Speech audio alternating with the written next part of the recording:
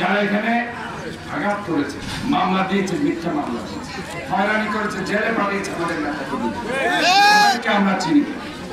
কারা করেছে সবাইকে আমরা চিনি। তারা এখন যে আছে পালিয়ে গেছে। তাদের নেত্রী যেভাবে পিছনের দরজা দিয়ে লক্ষণ সেনের পরে পালিয়ে গেছে, তারাও সেভাবে পিছনের দরজা দিয়ে পালিয়ে গেছে। সন্ত্রাসীদের ঠিকানায় এই দক্ষিণ বাঁকুড়া পায়নি। কাজে এখনো যারা ওই আমাদের যুবলীগের প্রেতার তারা এই ধরনের সন্ত্রাসী কার্যকলাপ করছে, চাঁদাবাজি করছে, তাদের বিচার বাঁকুড়িয়াবাসী এখানে করবে। কেউ যদি আমাদের দলের নাম ভাঙিয়ে চাঁদাবাজি, মাস্তানি, সন্ত্রাসী, দখল, নৈরাজ্য করে আপনারাই তাদেরকে ধরে নিজের হাতে আইন তুলে না নিয়ে আইনের হাতে তাদেরকে তুলে দেবে। এটাই আমরা চাই। নিজের হাতে তুলে দেওয়ার দরকার নেই, আপনারা তুলে দেবেন আইনের হাতে। আইনের প্রয়োগ হবে। আমরা বলছি এই চট্টগ্রামের মাটি থেকে, দক্ষিণ বাঁকুড়ার মাটি থেকে অবৈধ অস্ত্র এবং যে অবৈধ ব্যক্তিগুলো বৈধ অস্ত্র পেয়েছে, অবৈধভাবে ব্যবহার করছে, তাদের অস্ত্রগুলো উদ্ধার করে তাদেরকে বিচারের আওতায় আনতে হবে।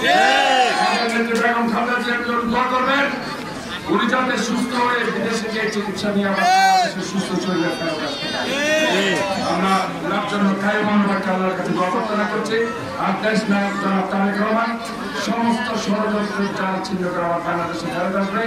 21 আগস্টের গ্রেনেড হামলা, ওনার বিরুদ্ধে যে রাজনৈতিক উদ্দেশ্য প্রণোদিত মামলা দেওয়া হয়েছে, ওই মামলা প্রত্যাহার সহ, সাজা প্রত্যাহার সহ আমরা চাই এই তারেক রহমান ইনশাআল্লাহ ফিরে আসবে।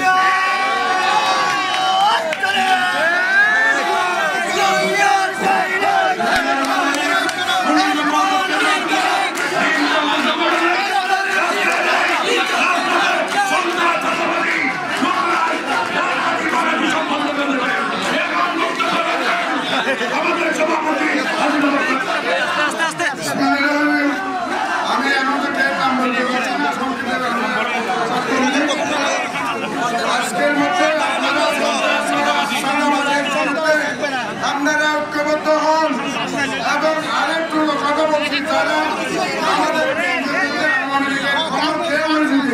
সাথে রাখেন, তাহলে আমরা কঠোর হবে বর্তমানে সামনে তাদের কাছে